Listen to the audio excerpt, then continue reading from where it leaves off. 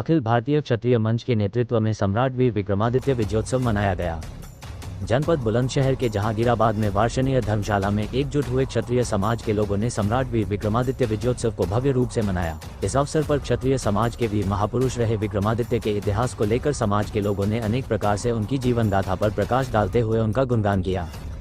क्षत्रिय समाज के अनेकों प्रतिष्ठित जनप्रतिनिधियों ने कार्यक्रम में आकर अपना महत्वपूर्ण योगदान दिया। साथ ही कार्यक्रम के आयोजकों द्वारा क्षत्रिय समाज के सभी गणमान्य लोगों को सम्राट वीर विक्रमादित्य की प्रतिमा चिन्ह देकर सभी का आभार व्यक्त किया। साथ ही खबर में देखिए आखिर क्षत्रिय समाज अपने वीर महान योद्धाओं के प्रति कैसे कार्यक्रमों का आयोजन करते हैं, साथ ही अपने महापुरुषों को लेकर आने वाली पीढ़ियों को जानकारी देते हुए उनके इतिहास को किस प्रकार प्रदर्शित करते हैं। देखिए खबर निष्पक्ष वार्ता समाचार पर। अध्यक्ष मेरे बहुत ही सम्मानित आदरणीय लीडर सिंह पवार साहब का आभार व्यक्त करता हूं कि उन्होंने इस क्षेत्र में, शिक्षा के क्षेत्र में इतने ओजस्वी लोग, इतने छात्रों को शिक्षा दी है, वो हमारे हमेशा पूजनीय रहेंगे। मैं उनका आभार व्यक्त करता हूं। मैं आदरणीय वकील साहब का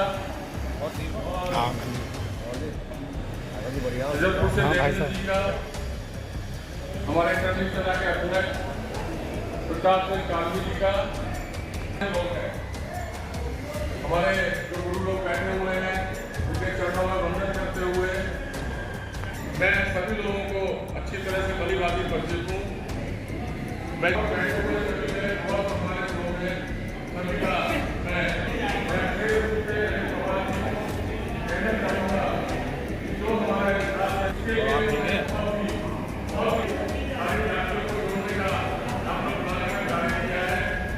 शिक्षा ही एक ऐसी चीज है जो आज हम तलवारों से नहीं सबसे ऊपर जा सकते। मेरे दिल को कॉन्फ्रेंस है और मुझको जिलाधिकारी ने राष्ट्रीय अध्यक्ष श्री प्रताप सिंह कालवी जी उपस्थित,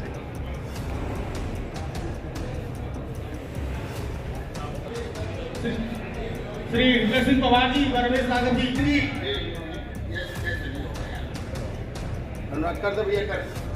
टीम आई है उसका भी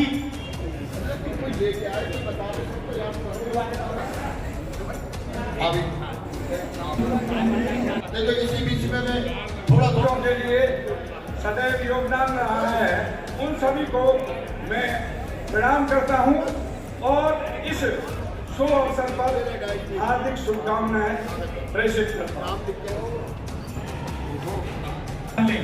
उन्हीं के साथ चल के आए, उनसे भी अनुरोध है, आपका कार्यक्रम में हार्दिक स्वागत, अभिनंदन है कि आप आए भी हैं। आपसे भी अनुरोध है गोविंद राणा जी, कुमार गोविंद राणा जी, जिला महामंत्री जय भवानी के संचालक हैं एस.के. सिंह जी और हमारे कैलाश जी से कहा गए कहते हैं क्षत्रिय जो 36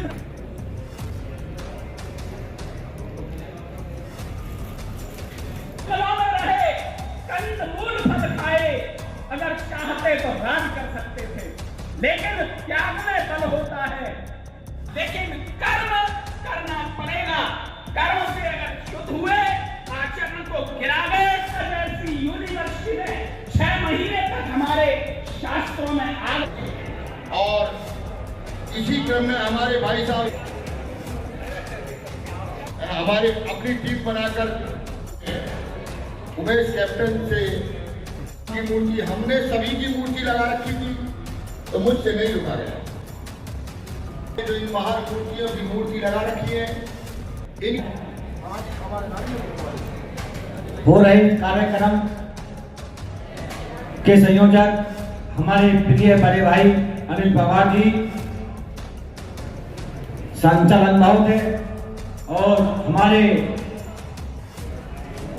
इस हिंदुत्व की लड़ाई लड़ने वाले कर्णी सेना के अध्यक्ष महोदय, सम्मानित मंच और सामने बैठे मेरे पिता तुल्य बुजुर्ग युवा साथियों, मैं मंच से आप सबके गले में माला डालकर आपका स्वागत करता हूं, चरण वंदन करता हूं। हमारे काफी वक्ताओं ने बहुत कुछ आप सबके सामने बोला है, मैं ज्यादा कुछ नहीं कहकर मैं यही कहूंगा, आज इस कार्यक्रम में मेन उद्देश्य हमारे हिंदुत्व को कैसे आगे बढ़ाया जाए, हम लोगों को कैसे एक होना है, कैसे जागरूक होना है। अभी हमारे पवार जी ने कहा था कि माननीय मोदी जी के बाद योगी जी प्रधानमंत्री जी बने तो मैं भाजपा छोड़ दूंगा। बहुत अच्छी बात है, अच्छे विचार आपके, लेकिन हम सबको सीख लेनी चाहिए, हम सबको सीख लेनी चाहिए हमारे उत्तर प्रदेश के ओजस्वी मुख्यमंत्री जी से, जो बिना जेब का कुर्ता धोती पहनकर आज पूरे विश्व में जिन्होंने इस महाकुंभ के माध्यम से एक परिचम लहराने का काम किया है, हम सबको सीख लेनी चाहिए। उसके साथ साथ सरकार के खजाने में भी लगभग 40,000 लाख करोड़ रुपए का भी फायदा पहुंचा है। और आज हमारे को साथी कहते हैं कि हमारे लोगों पर SC का मुकदमा लग गया, योगी जी नहीं बोल पा रहे। अरे योगी जी के सामने वैसे ही दुनिया भर के दुश्मन बैठे हुए हैं, वो क्या बोलेंगे? क्या आप लोगों में एकता नहीं है? अभी धमरावली कांड हुआ था, हमारे ही लोगों ने मिलकर मुकदमा कराया। बड़े शर्म की बात है, मुझे नहीं कहनी चाहिए मन से, मैं किसी का नाम ले लूंगा, लेकिन मुकदमा हो गया। जब समाज की आवाज उठाने की बात आई, ठंडी टाव पर महापंचायत करने की बात आई, किसी ने ये नहीं सोचा कि समाज की बात है तो हमको एकजुट होना चाहिए। हम कहीं युद्ध लड़ने नहीं जा रहे थे, वहां हम युद्ध लड़ने के लिए नहीं बुला रहे थे, हम समाज को सिर्फ इकट्ठा करने के लिए वहां बुला रहे थे। आपने देखा होगा इस जाटव समाज को थानों में आग इन्होंने लगाई, पुलिस चौकियां इन्होंने फूकी, रोड जाम इन्होंने किए, हमारी गाड़ियां इन्होंने फूकी। इनके लिए आज तक कोई कानून नहीं बना, कानून बना तो सिर्फ राजपूतों के लिए बना। तो ना पता लगे किसको दे रहे हैं, सबको पता लगे।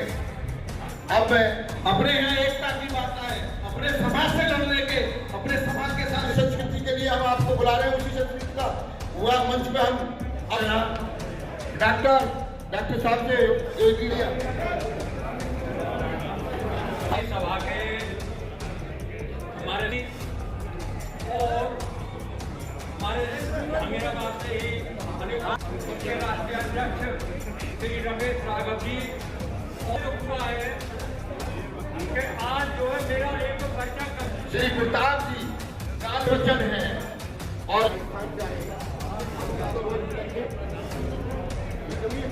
ठीक है हो गई। उनको समय नहीं मिला तो बनना तो उन्हीं को है, लेकिन कुछ लोग कहते थे ऐसा हो ही नहीं सकता, बीजेपी की प्रपार्टी है। उन्होंने वो प्रपार्टी तोड़ी जो बाबा बैठे आए, वो आए नहीं है।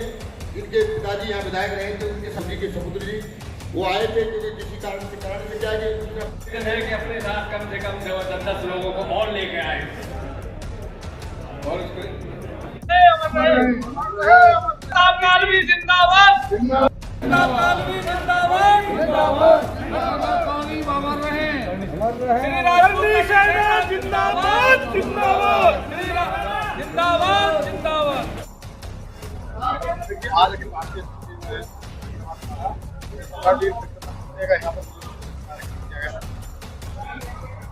सम्राट वीर विक्रमादित्य का ये विजय उत्सव कार्यक्रम हर वर्ष मनाया जाता है और उसी हर वर्ष की भांति इस बार भी क्षत्रिय समाज ने मिलकर उनका कार्यक्रम मनाया है। मैं सब इस कार्यक्रम में आए हुए सभी क्षत्रिय समाज के प्रबुद्ध जनों का हार्दिक स्वागत अभिनंदन करता हूं।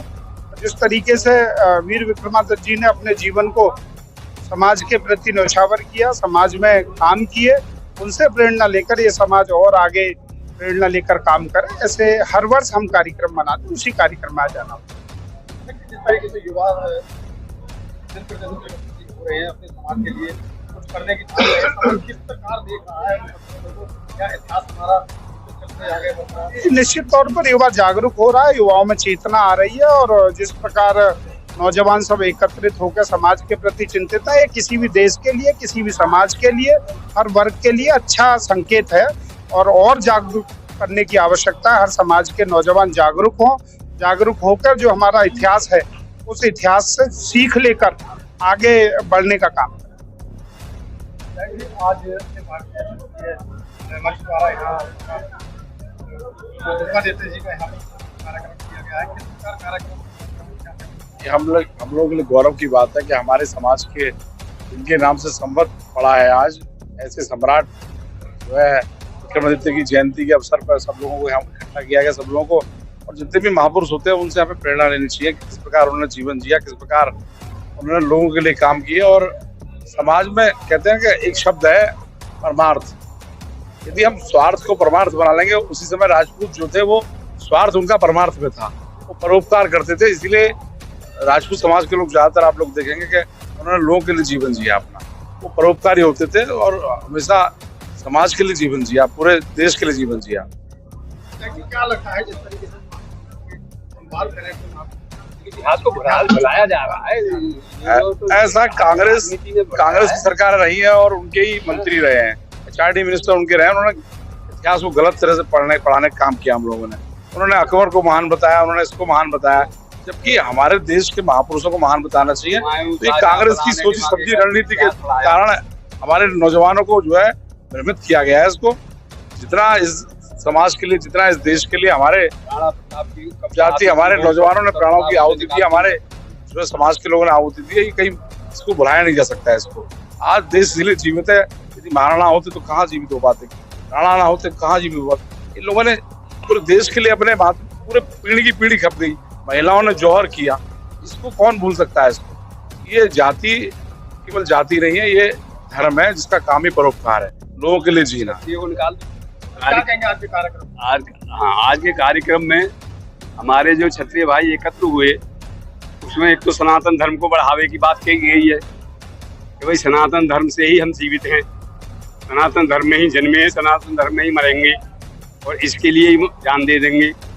लेकिन इसको जो भी उंगली उठाएगा इसकी तरफ, इस पर जो आंच करेगा, जिस तरीके से बकवास हुई है अब के, वो बर्दाश्त के काबिल नहीं है, उसे बर्दाश्त नहीं किया जा सकता।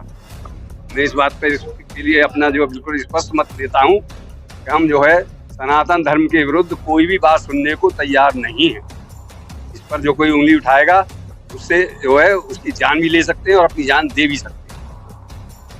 आज जहांगीराबाद में जहांगीराबाद द्वारा कार्यक्रम किया गया।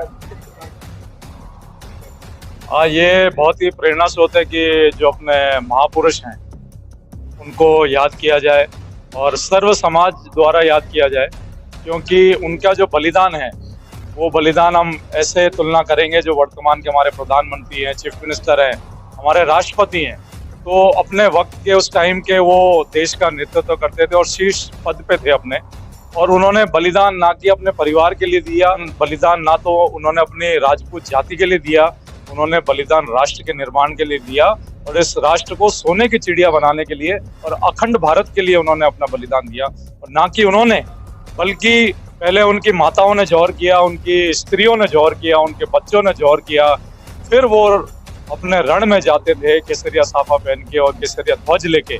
और जो आज हिंदुत्व का ये नारा लगा रहे हैं पार्टियां, तो उसी की उनका कुछ ना कुछ इसमें योगदान जरूर है। हमारी पीढ़ियों का योगदान है, उन महापुरुषों का योगदान है कि आज गंगा में महाकुंभ में डुबकी लगाई जा रही है, आज राम मंदिर बना है, केसरिया ध्वज ये लहरा रहे हैं। तो कहीं ना कहीं इन महापुरुषों का योगदान है, राणा सांगा का योगदान है।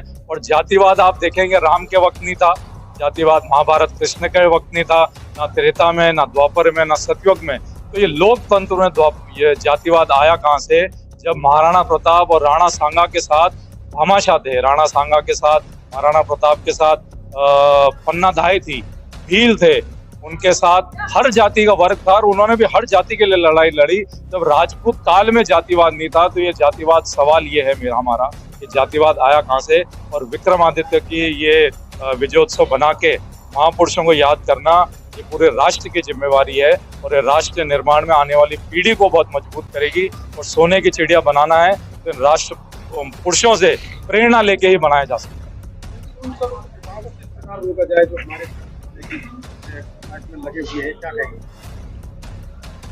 इतिहास चुराने में जो लगे हुए हैं, ये तो इनको बताना चाहिए कि अगर वर्तमान जो सेना है वही काम ये महापुरुष करते हुए आए राष्ट्र को रोकने के लिए, अगर उनको गाली दी जा रही है तो वर्तमान सेना को भी गाली देनी चाहिए, वर्तमान प्रधानमंत्री को देनी चाहिए, राष्ट्रपति को देनी चाहिए, चीफ मिनिस्टर को देनी चाहिए, सांसद और इनको भी देनी चाहिए, क्योंकि वो अपने वक्त के शीर्ष पद पे रहते थे। जो आज का अगर सांसद कोई गाली दे रहा है या राज्यसभा के सदस्य कोई गाली दे रहा है, उनसे मैं ये कहना चाहूंगा कि साहब आप सीमा पर जाओ।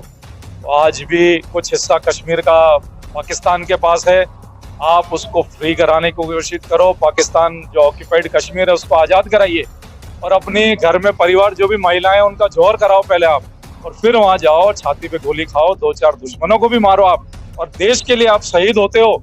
तो ये गारंटी करनी सेना लेती है, ये गारंटी ये समाज लेता है कि देश के हर जिले में हम आपकी मूर्ति बिल्कुल लगाएंगे।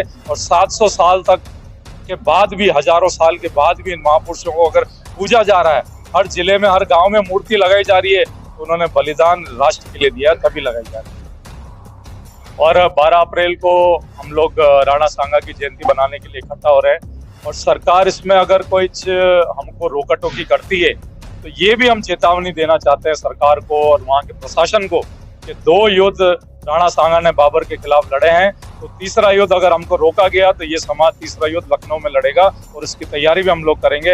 ये चेतावनी सरकार माने, ये चेतावनी प्रशासन माने कि 12 तारीख को शांतिपूर्ण तरीके से हमको राणा सांगा की जयंती बनाने दे। और पूरे समाज से, पूरे देश से हमारा आह्वान है, और 36 कौम से, सभी समाजों से, सभी पार्टियों से कि उस महापुरुष के लिए 12 अप्रैल को आगरा में इकट्ठा हों।